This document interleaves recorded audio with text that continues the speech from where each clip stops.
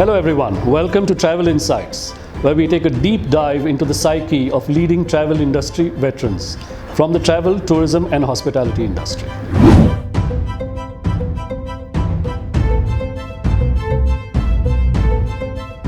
Hello and welcome to today's interview on Travel Insights with one of the stalwarts of the travel trade, Mr. Sampath Kumar. Sampath is the Managing Director of Visa Tours and Travels based at Bangalore, a company which he set up in 1984. He of course was in the travel trade even before that, and his experience in the travel trade spans more than 45 years. Sampath has also held various positions like a Deputy Director with UFTA and with WTAAA, and has been the Honorary Secretary General of TAFI. So welcome Sampath to today's discussions on travel. So you've been around for more than 45 years in the industry, and can you just walk us through on your experience in the travel trade over the last 45 years? To go back in time, 1974 is when I started my career in the travel industry. And in 74, when I came into the travel industry or travel trade, at that point of time, we saw a situation where air travel and pricing was controlled in a form of regimental thing. There was no price variation between various airlines. It was there was only economy and first class travel. So a passenger who came, or a person who came wanting to travel from X place to Y place, just had to choose the carrier which we had to book him on, and the most convenient.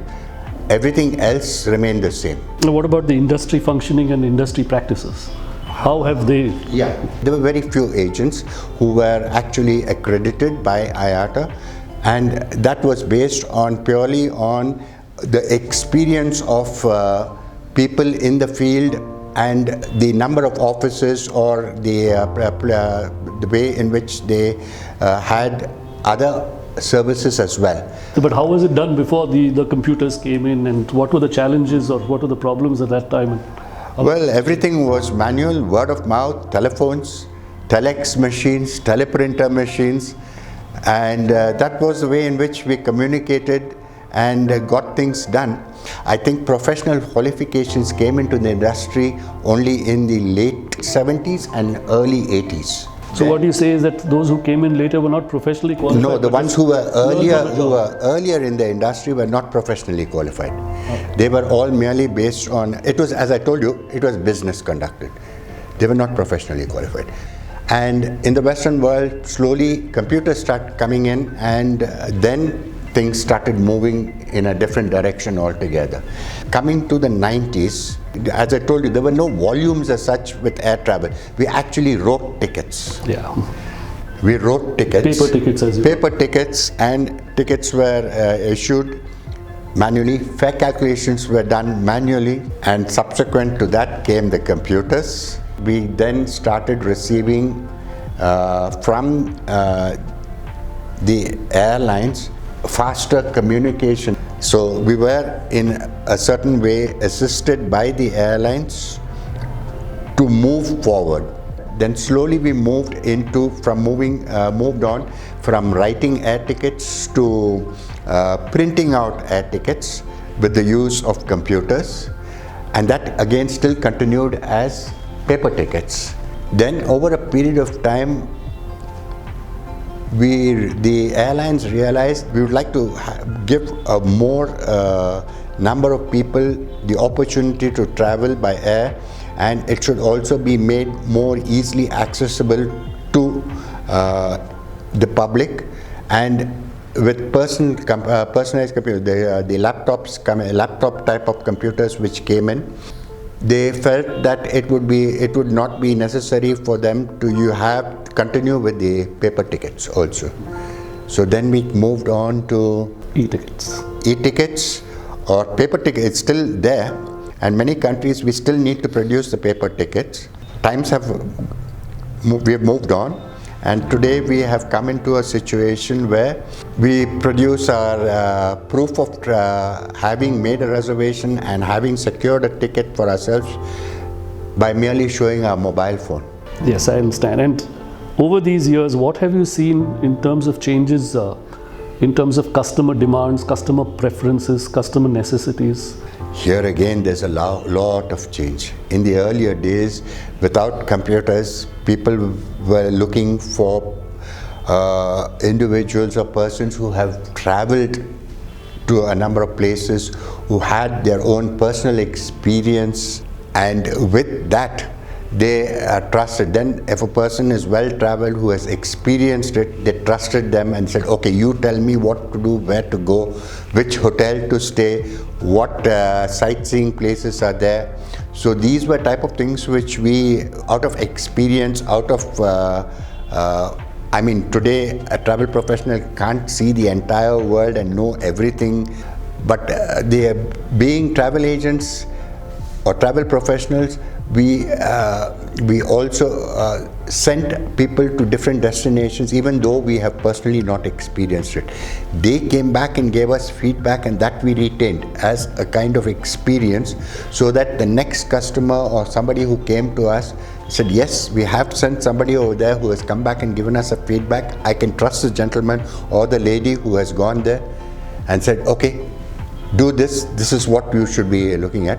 And word of mouth came in as your experience and knowledge, which you passed on to the consumers. To the next consumer. To the next consumer. So you feel the travel agent has become more a travel consultant? Yes. In a way, we are today evolved into being not merely an agent of the airline or the supplier, we have also evolved into becoming an advisor. How have we evolved over the last 30 years from being just generally ticketing agents who used to also help out people in holidays? Have we now reached a stage where we help out travel and tourism plans and also do ticketing? How would you say we have evolved, and where do we stand now? To bring forward the current scenario and the way in which we conduct ourselves. Today we no longer can say that we are a businessman in travel. As professional travel agents, we are today professionally conducting, we have to conduct ourselves professionally.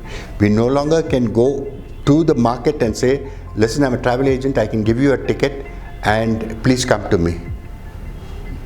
We have to change, and we have evolved. We no longer go to the consumer. We sit in our office and conduct ourselves as professionals like any doctor or any advocate. My next question is to do with, you've been here 45 years, and of course the industry keeps having new entrants coming in, youngsters coming into play. Is there any kind of a friction or a lack of understanding between the older travel professionals and the newer travel professionals, and in terms of how they conduct business or how the practices they follow? And if there is such a difference, how do you think we can bridge those differences?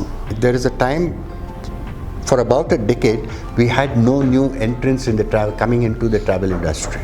So there is either the grey hair like us, or there is the very young generation who have actually not experienced the in-between period. So there is, to some extent, a communication gap, I would say. However, we cannot discount the fact that, listen, travel as a profession is here to stay. And the younger generation which has come in have realized that, listen, the machine has got limitations. And so also the consumer has realized that, listen, the limitations are there in how much the computer can be used. Everything doesn't happen at the click of a button, to be very honest. So there is a need for people who are qualified and experienced. There lies the crux of the matter. You have to be much more informed, and that is where the younger generation needs to understand that you can't sit in front of the customer and say, I will also look at Google.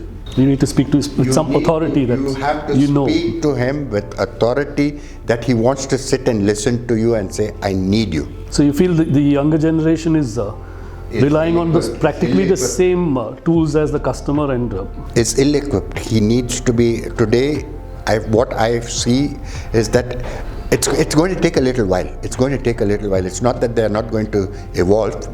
They will realize that, listen, they cannot be dependent on what the consumer has already learnt and already knows. That is not the way in which he's going to stay with you. So would you, as you describe yourself, one of the grey hairs, be willing to, train some of these new entrants into the business and teach them in terms of how to handle a customer, how to train themselves, how to run their business?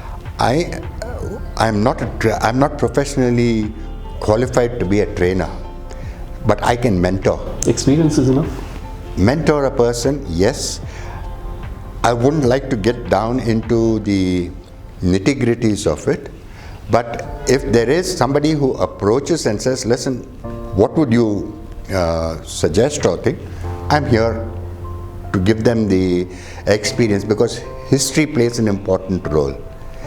I don't want the younger generation to continue to make mistakes which has already been done. That's good advice for them.